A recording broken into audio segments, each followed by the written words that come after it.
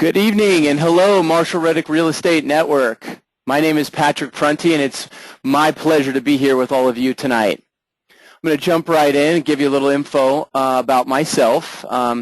Although I work for the network and I have for many years, I want you all to know that I'm also a member of the Marshall Reddick Real Estate Network. I've made some good investment decisions. I've made some not so good investment decisions.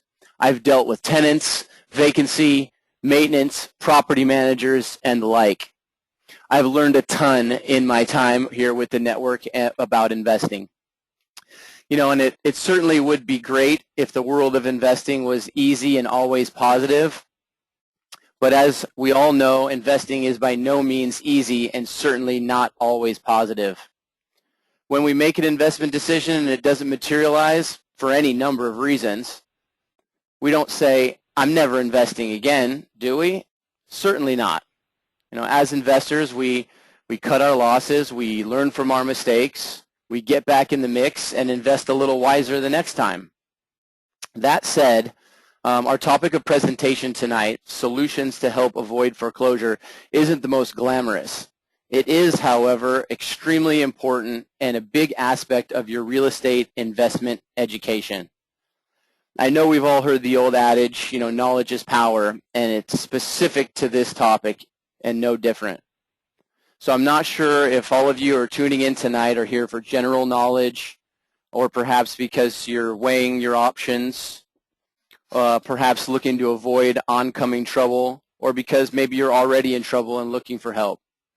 No matter the situation, the goal of the presentation tonight is to increase your real estate IQ, discuss loss mitigation and the options that are available to you, introduce you to an industry professional who can help, and provide the support you can expect from the Marshall Reddick Real Estate Network.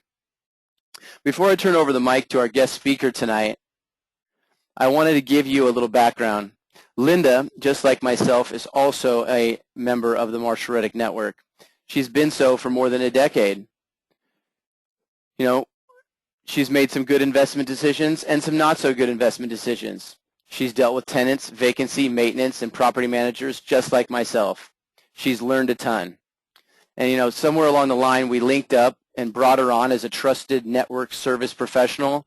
I'd say maybe 5 or 6 years ago. It was a couple years into the recession, about the time that the loan modification group exploded onto the scene. You know, it was that period where these companies were not regulated yet, and they were taking advantage of those of us in need in the form of hefty upfront fees and empty promises. Anyway, it's been my great experience to work with Linda over the last few years and to see how successfully she's been able to help hundreds, literally hundreds of our network members who found themselves in trouble and who reached out for help. She's honest, ethical, extremely well organized, and has years of experience in the industry. She understands how the lenders operate, what they want, and she gets the deals done. Dealing with your lender can and usually is a nightmare. You need an industry professional to help you navigate through it all. And again, from experience, I can tell you that Linda is that industry professional. So without further ado, I'd like to welcome Miss Linda Robinson. Good evening, everybody, and thank you so much, Patrick. That's a wonderful sentiment. And I, too, have really enjoyed my affiliation with the network and getting to meet so many network members and really getting to help so many network members, which is a passion of mine, to make a difference and contribute to people. So my story, as Patrick alluded to, is that I started with the network about 2004, 2005, and I bought my first rental property. And I really thought that, of course, this was going to be my road to financial freedom and retirement and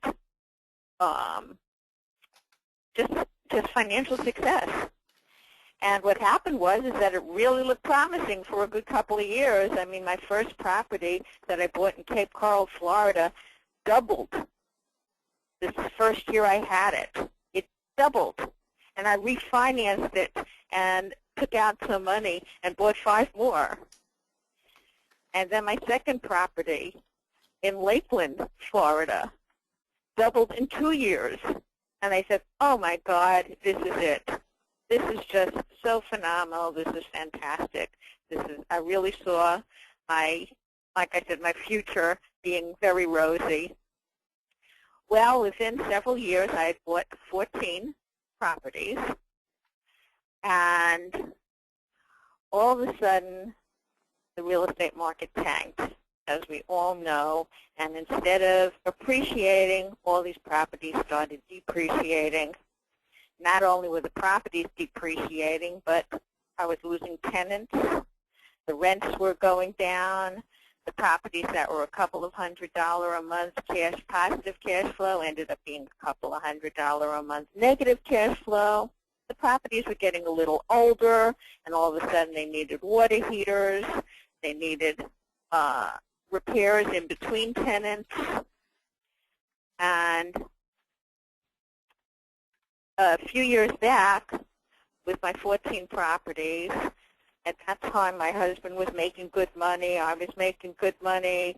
And I looked at my tax return at the end of the year, and we had spent $50,000 on our income-producing properties. And I turned to my husband, and I said, something is really wrong with this picture.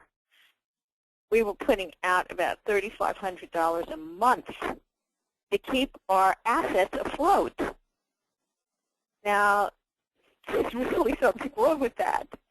But for some reason, we continued to do it for the year because we really didn't think about any other alternative. You know, we figured we put in all this money into these properties, and somehow it was all going to turn around, and it was all going to work out. But it was really a big shot to me, a shot in the arm, when I saw $50,000 on our tax returns going out to these properties. And yes, of course, it's a minor tax deduction, but certainly not worth putting out $50,000. And then, of course, the unthinkable happened, and my husband, who was in the building industry, lost his high-paying job. And then we were really to the point where we could not any longer put out $3,500 a month on these properties, even if we wanted to. And so I really started looking at my options and looked at the properties that were really underwater, that weren't going to come back anytime soon, that were costing me money. I had a couple of properties that were one was a triplex and one was a fourplex, and looking on paper, it looked really good, like I was going to be positive cash flow every single month. It really should have done that, except I could not, the property manager could not keep it rented. And when we did keep it rent, when we did have it rented, it was tenants that ended up having to be evicted. And I kept on hoping, because, you know, 1 month out of the year, I would actually have a really good positive cash flow on those properties. And that kept me in the hopes that that was going to happen. It's like, oh my gosh, if this could only happen another 10 months out of the year. But lo and behold, no, it was not to be. And so I really sat down, and instead of thinking emotionally, I started thinking business.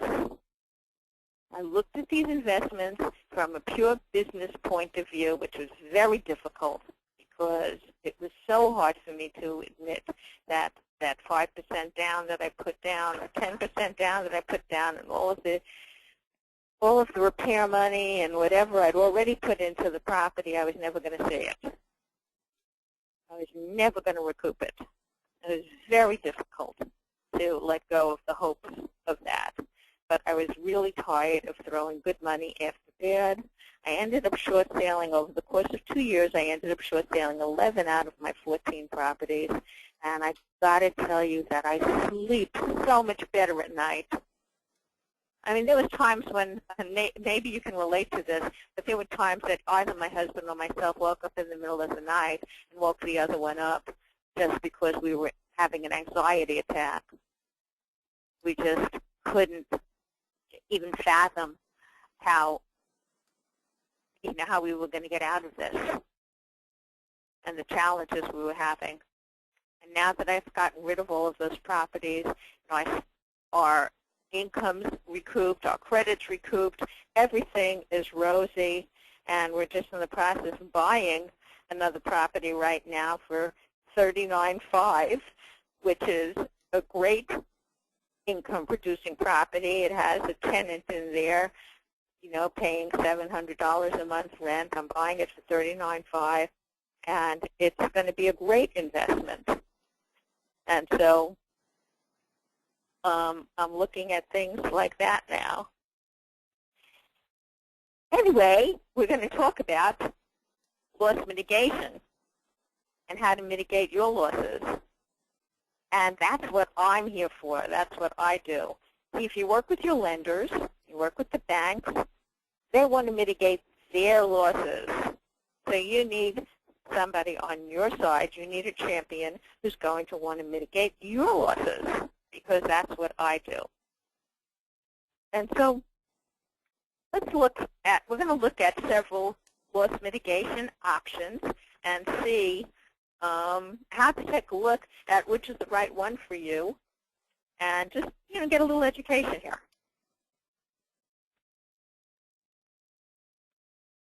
So what is loss mitigation? Well, there's 3 types: loan modification, short sales, or deed in lieu.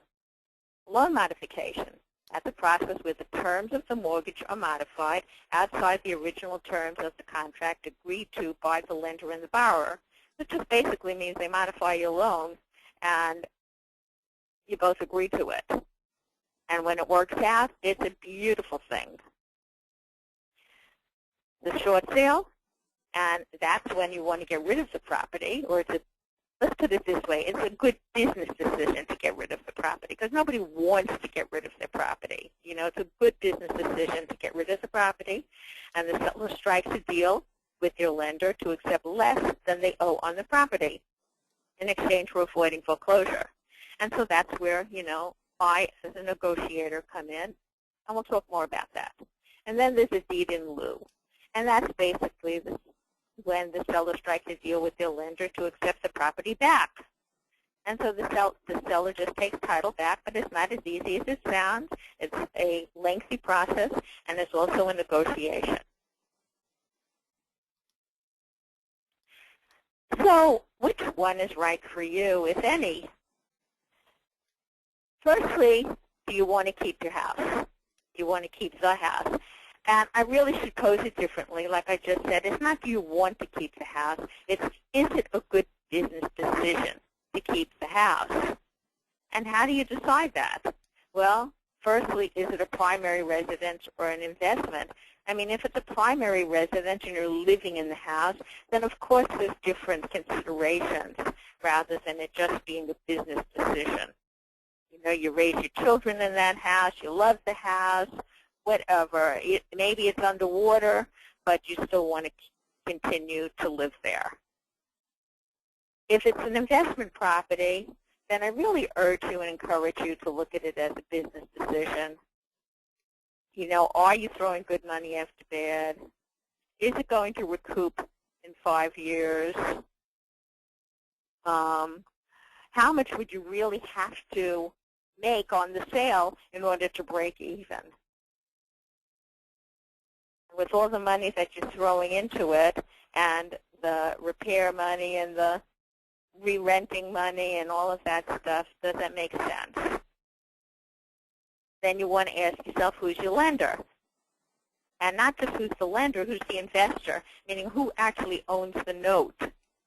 Most of the time it's Fannie Mae or Freddie Mac, but it may not be. There's literally thousands of different investors that own notes. And does that lender do loan mods on investment properties? Do you have a refinance option if that's what you want to do in order to keep the home. Also, we look at your financial circumstances. You know, can you afford repairs, vacancies, negative cash flow, and just keep weathering it and write it off and realize that you're losing money, but, you know, you really don't want to do anything about it.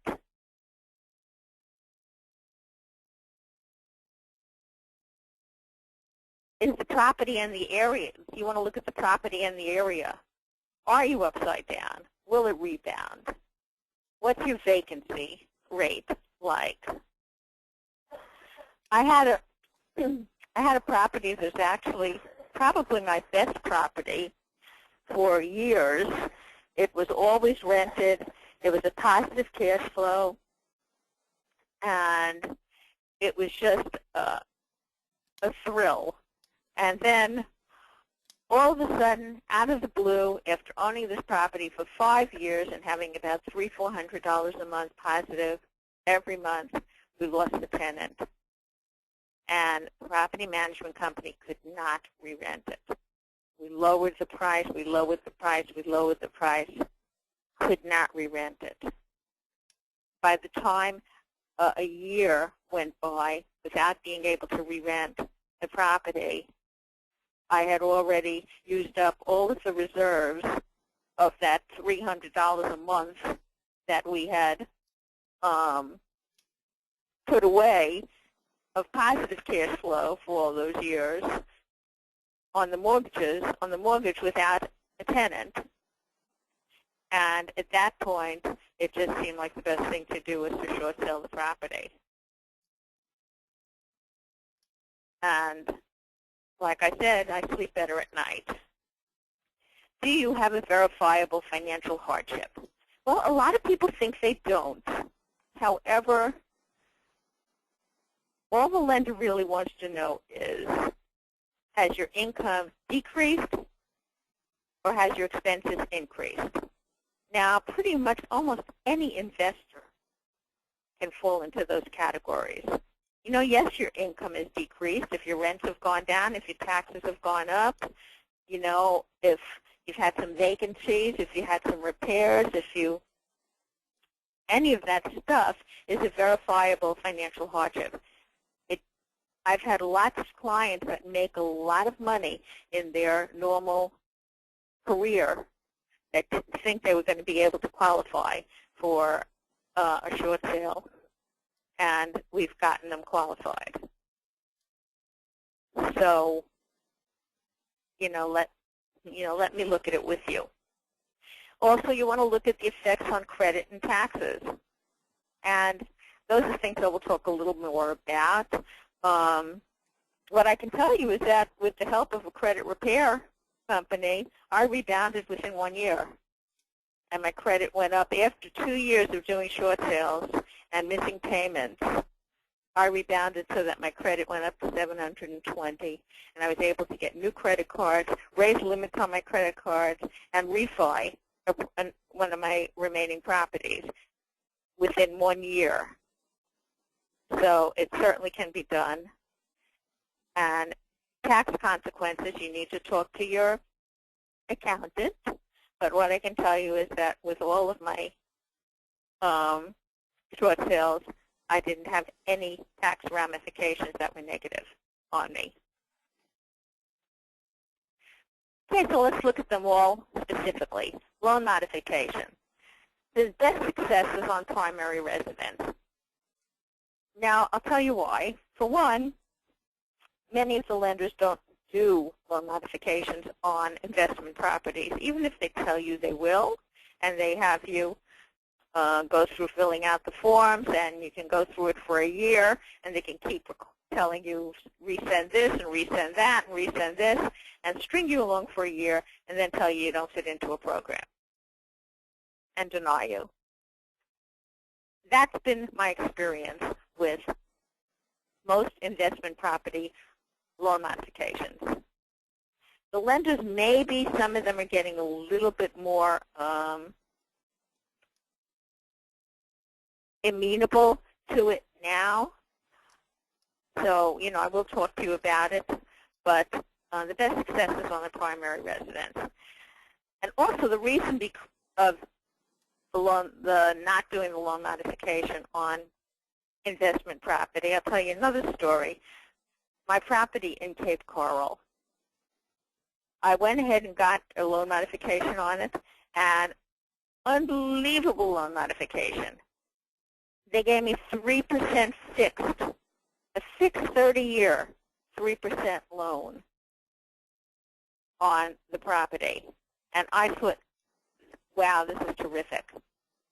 Then what happened was my tenant wrecked the property to the tune of about $8,000 in repairs.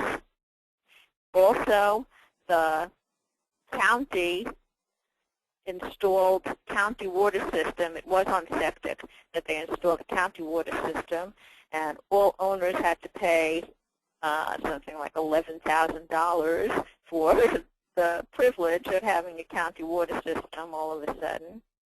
So now I had a property that was way upside down with a wonderful 3% mortgage on it that wasn't worth its weight in beans, and that I was going to have to shell out close to $20,000 to keep the property. So even after going through this beautiful loan modification, I ended up short selling the property. Statistically, most people that have gone through investment loan modifications have still either lost the property through short sale or through foreclosure, because as soon as you get a substantial vacancy and you can't pay the mortgage, even a lowered mortgage doesn't help. You have to have a financial hardship. It's based on a financial worksheet, and it's also based on 31% of the gross income. So I can basically tell you in about a 15-minute interview with you as to whether, in my expert opinion, you're going to qualify for loan modification or not. And unfortunately, most people don't. It's a very, very narrow margin that they're working with in terms of loan modification. It's based on 31% of your gross income, but it has to be a sustainable loan to the bank. That means, let's say you have $1,000 a month in income. Well, 31%, let's say, would be, roughly $300. Now, $300 is not going to be a sustainable loan to the bank. The sustainable loan to the bank means that it has to be at least 2%, 2 to 2.5% of your loan balance in an amortizing loan. Plus, of course, the taxes and insurance added on to that. So it has to be 31% of your gross income, but it has to be a sustainable loan to the bank. So that's really a narrow field as to people who are qualified for that. There's a lot of lender forms, and of course, as we go through it, I will explain the entire process.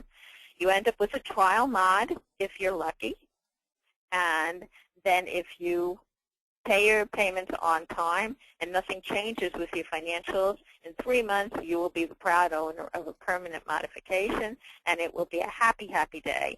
I just got, I'll tell you right now, I was just talking to Patrick about this one client that came to me 2 months ago. It was actually on May 21st. They had tried for a year to get a loan modification on their own, to no avail. They hired an attorney that they had to pay up front, big bucks, to get them a loan modification. After working with them for a year, did not accomplish it. In 2 months, today, or yesterday, I just got the facts saying that they were approved for their loan modification, and that the lenders put the $25,000 that was in arrears and back payments onto the back of their loan, and that their loan is substantially less than what it was. And very, very happy clients. 2 months. Okay. Linda, just a quick question on that one. That scenario you just gave us was an owner-occupied situation, correct? Yes, absolutely. Yeah, and then I also question about, it's a very narrow window that you have to fit into in order to qualify for a loan modification. Is that primarily due to government regulation, or why is it so narrow, the criteria that you have to fit in order to qualify? Because if you look at 31% of people's income, a lot of times people think they can't afford their payment. But if you look at 31% of their income, their payment is already less than that. So if your payment's already less than 31% of your gross income, you're certainly not going to get a loan mod. Okay, so it's based on the gross. Yeah, so it's based on your gross income. So if you look at your gross income and you take 31%, if your payment is already less than that, including your taxes and insurance, then you're not going to be eligible for loan modification. And if your income is such that 31% of it does not sustain the bank, meaning that it's not going to be at least 2% on an amortizing loan, then you're not going to be eligible. And so that's the narrow window that I'm talking about. So, you have to have, your income has to be such that 31% of it actually makes a difference to you, and that it also is a sustainable figure for the bank.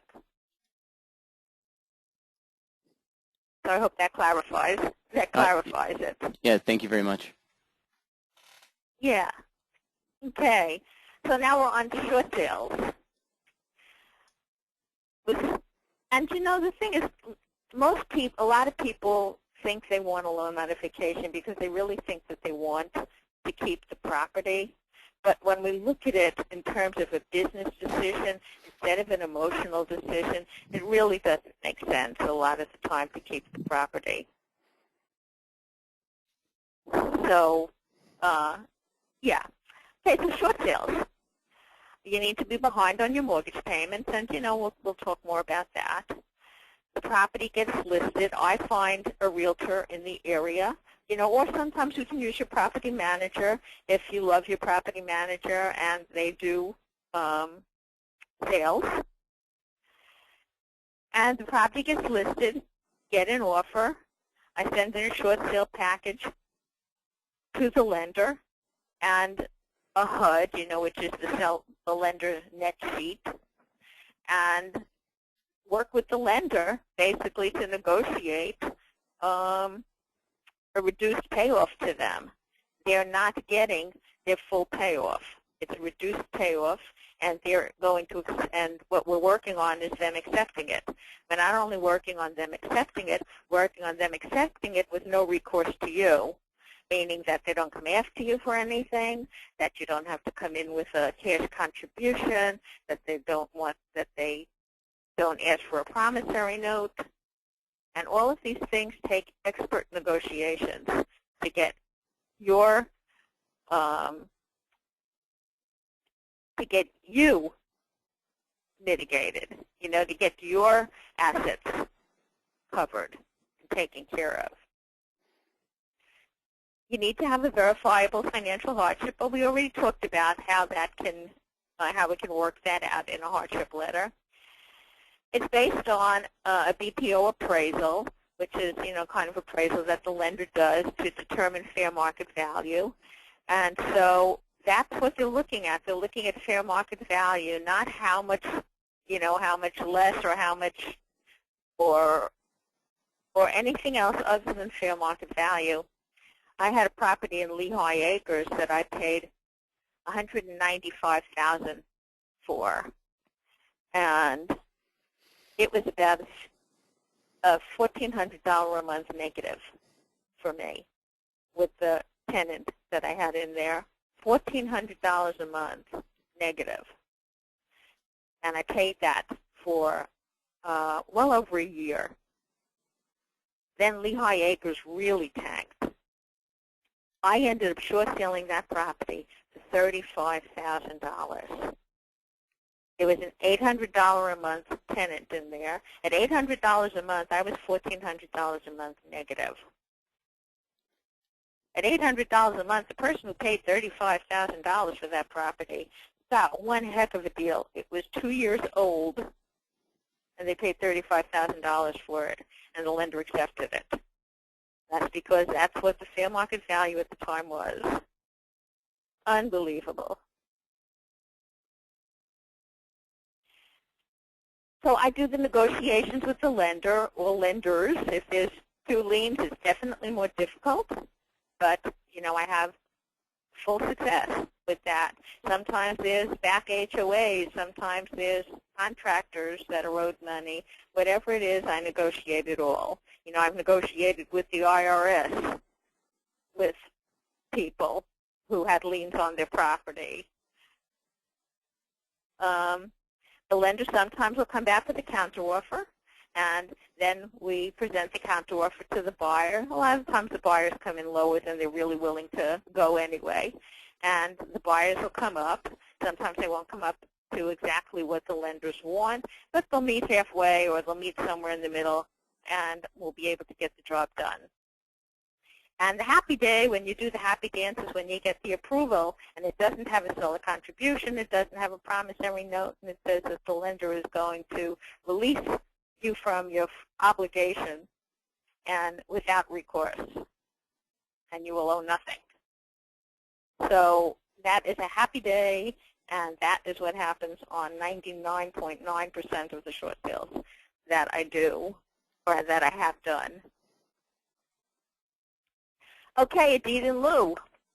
A deed in lieu is basically, most of the time, you need to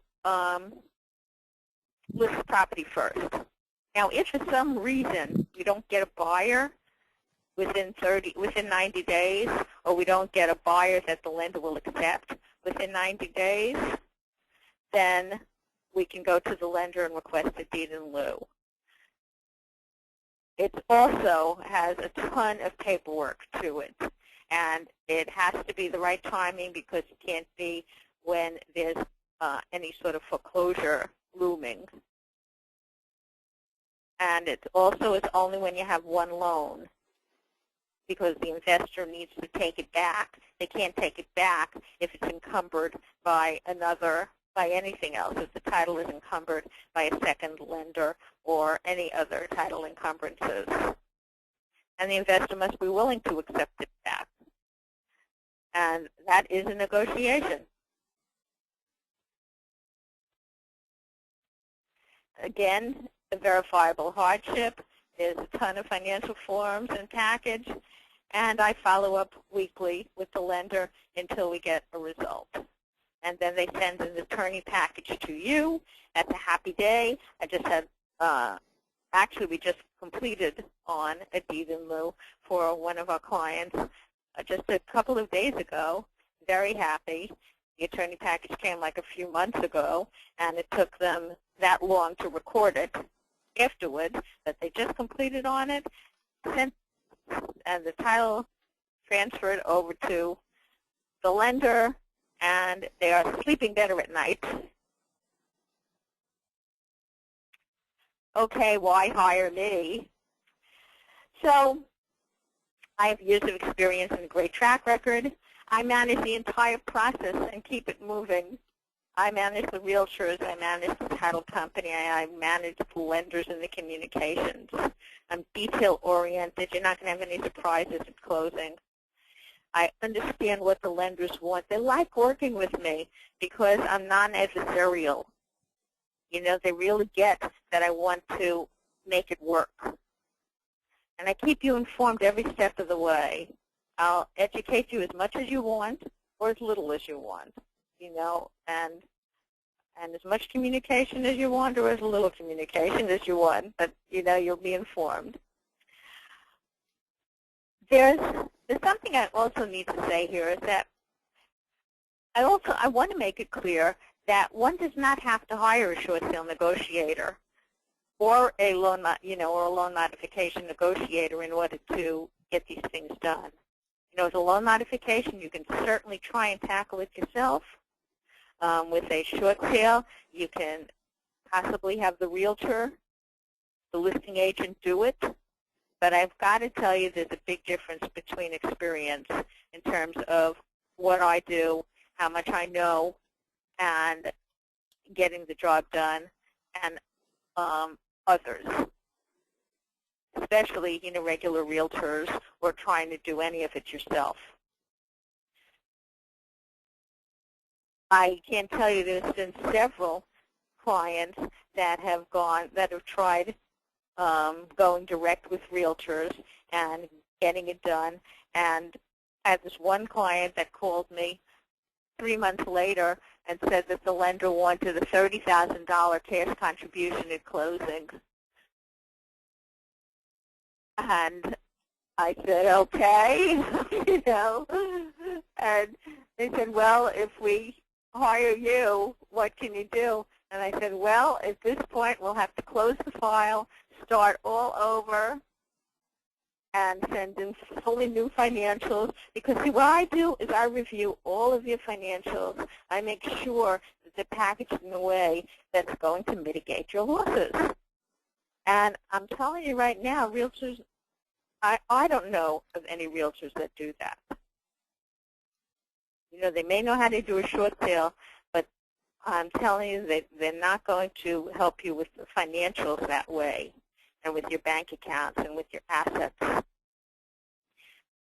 Plus the fact that most realtors are out there showing properties, and so they're not sitting by their phones when the lenders want to talk to them. Now, with short sales, the negotiators or the underwriters, usually they call you. You can call in. I mean, I can call in and get information, but I usually can't talk to the person who's actually doing the file. They're too busy doing files. They don't take calls. They just call out.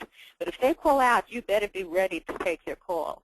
Now, I sit by my phone in front of my computer all day long, taking lender calls and having your files next to me so that I can give them all the information and move the file forward. Most realtors don't do that. They're out in the field showing properties, and when the lenders calls, they're not available, and they can't call them back and reach them. And so it's a big challenge. Okay, so I'll get you the best possible outcome. Service-oriented, tenacious, honest and direct, empathetic. And I love doing this. Most realtors don't like doing short sales. A lot of realtors hand off their short sales and hire me. But I really love this. It fits my personality. I'll fight for you in a respectful way with your lender. And the payment's due at closing. So you don't pay me anything up front. If you don't agree to the terms, you don't owe anything. You only pay me if you're happy, if you get the results that we discussed. If you approve the short sale or if you approve the loan mod. Otherwise, you don't owe me anything. And here are some testimonials because I create happy clients. And, like I said, I've really been able to do some things that people have tried for a long time and haven't been able to do. And I'm very, very good at this. I've closed well over 200 short sales, over 150 to 200 loan modifications, and I really do know what I'm doing. And I've been through it, just like you, and so I absolutely understand what you're going through. So that's one testimonial there. I'll give you a chance to look at that. And I can jump in and speak to this. I can't tell you how many calls I've taken and Marshall Reddick Real Estate Network investors I've spoken to who call and want some information. We go over their info. They choose to go out on their own and maybe utilize a realtor. maybe do it on their own, and then they end up coming back and saying, you know, I didn't realize how difficult it was going to be. I didn't realize how much paperwork it was going to be. My realtor is not communicating with me. It's not working. And then end up working with Linda and see, you know, how she really knows what she's doing. She's able to get the deal done, and ultimately they're just happy campers. I mean, I could, if you guys are interested in speaking to somebody who's gone through the process, I know I reach out to everybody after they go through and always ask if there are potential other clients out there that are on the fence about the process and how it works and whether it was quote-unquote worth it or not. I'd be happy to connect you with those individuals, and you can chat with them and get their information third party. Thanks, Patrick. Yeah, oh, absolutely. You know, and I think it's important to touch back on what Linda said about the fact that you got to look at this as a business. You know, especially when it's investment property. Owner-occupied is a little bit different. There's definitely some emotion involved there. But if you're running a business, you know, something on the side, and you were losing money daily or month after month, and there was just no sign of improvement in the foreseeable future, I mean, wouldn't you take the steps necessary to shut it down? I mean, that's a tough call, especially when dealing with real estate, especially when dealing with your credit when that's on the line. But, you know, as Linda said, as far as the credit goes, there's definitely ways to bring that back much quicker than, you know, the myths that are out there that it has to take 7 years or, you know, whatever you've heard. That's only if you don't do anything. So it's difficult. It's hard to make those decisions. But, you know, Linda, obviously, or myself, happy to look at your information, talk with you about it. Linda, of course, you know, there's no obligation. There's no commitment. You can just chat with her, and she can take a look at your info. I know she's always glad to do that, and let you know what she thinks. And then you can think about it or move forward if you'd like.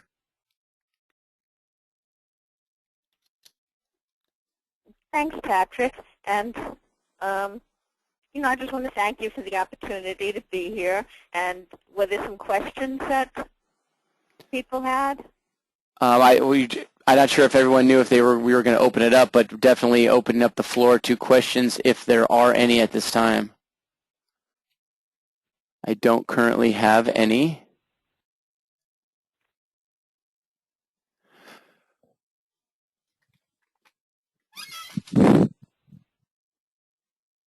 Well, at this point, I suppose if there are no future questions, oh, perhaps we do have one here. Lori, did you have a question? You can go ahead and type it in if you'd like.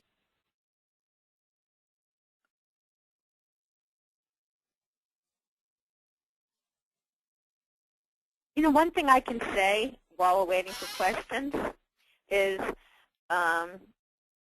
about tenants is, you know, not to worry if you have a tenant in there or whatever. You know, we'll work it out. We'll work it out with the tenant. Sometimes the tenant actually ends up being the buyer. But if that's not the case, then we'll work it out so that your tenant, in fact, most of the time I can even get relocation funds for the tenant. And, you know, sometimes we just can get an investor to buy it and keep the tenant. So there's always a way around that, too.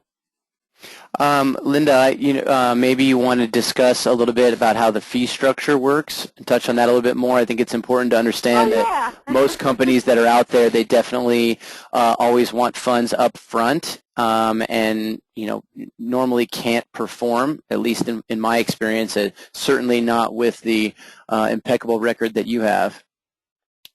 Yeah, thank you. I usually do talk about how much I charge, so thanks, Patrick. I charge $3,000 for a loan modification, and I charge $3,000 for a short sale if there's one lender, and $3,500 if there's two. So does that mean an additional $500 for the second lien, or is it $3,500 for the? Yeah, no, additional $500 for the second lien.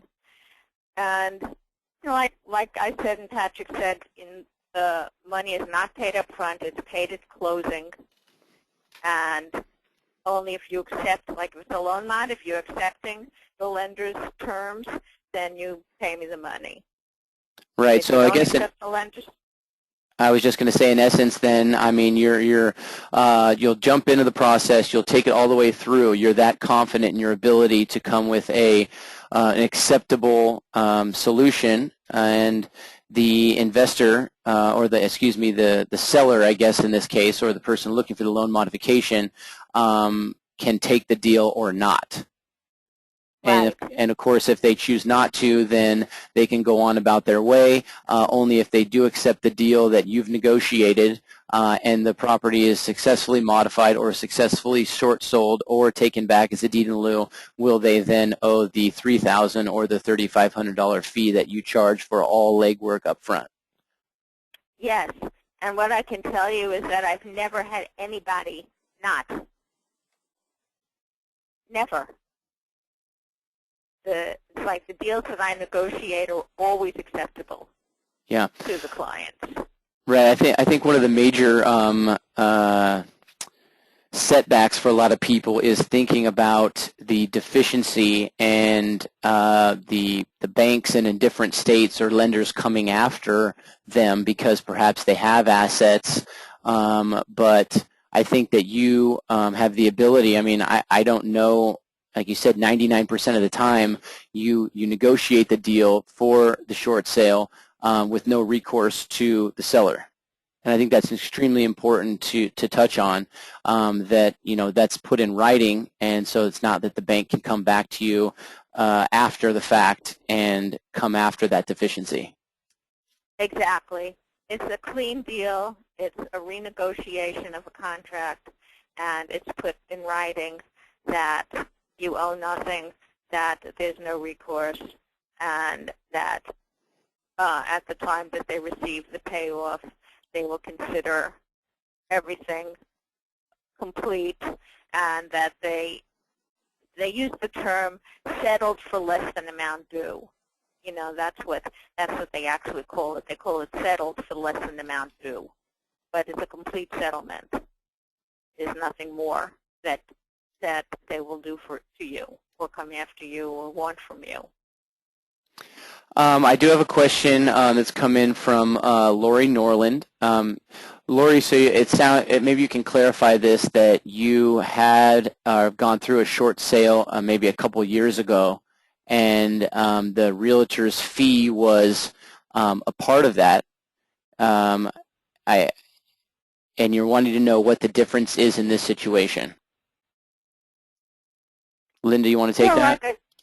Yeah. Well, like I said, you can certainly hire a realtor, and they get the commission on the sale. The lender will pay the commission on the sale, and so most realtors do not charge an additional fee for doing the short sale. However, I'd say that 99.9% of realtors out there, even if they say that they're short sale experts, are not. And what I mean by that is that they are not going to review your financials the way that I do with a fine-tooth comb. They're not going to protect your assets. They're not going to go over your bank accounts and make sure that it's packaged in a way that's going to mitigate your losses and protect your assets. They're not going to do those things. What they're going to do is give you the paperwork, have you fill it out, and send it in. Right. So, Lori, just to clarify there, that we are not acting as the realtors. The realtor has to be licensed in the state in which the property is. So Linda is acting as the negotiator and stepping in and doing the job that you would have to do, or you would expect the realtor to do, which they're not qualified to do so. Exactly. And I manage the realtor, too, to make sure that the offer is good, that the paperwork is good, that the counteroffer, that all of the verbiage is in there. There's a lot of details to short sales that realtors just don't know, that I have to direct them as to what to put onto the offer and the verbiage and all of the different forms even that are necessary. The things that if a realtor does it themselves, that the lender has to keep telling them. and takes longer and longer and longer because, you know, it has, anyway, there's a big difference. But Absolutely. yes, I do work with a realtor. I do work with a realtor in the area, and whatever area it is, we'll have a realtor who can work with us and list the property and help take direction as to the best way to be a part of the team so that we get the job done for you. Absolutely. Lori, just to jump on your question again, if you can see Linda's screen is still up there, her contact telephone number and email. If you want to just shoot her an email or a telephone call and schedule a time to sit down and go over the details with her, I'm sure she would be more than happy to do that with you. Absolutely. The same goes on my end. If somebody wants to chat with me first or wants to have a connection with maybe a client that Linda's worked with before and worked her magic, you're welcome to give me a ring. I mean, we here at the network are here to support you guys. You know, as I said in the beginning, both Linda and I are investors. We made some good decisions, some not so good decisions. We continue to invest today and, you know, mitigate our loss, you know, as the topic we talked about today. So I guess with that, I really appreciate everybody being on the call tonight. And again, don't hesitate to pick up the phone or shoot an email. We are here to help. Thanks, Linda. Thanks, Patrick, and thanks, everybody. Good night. Good night.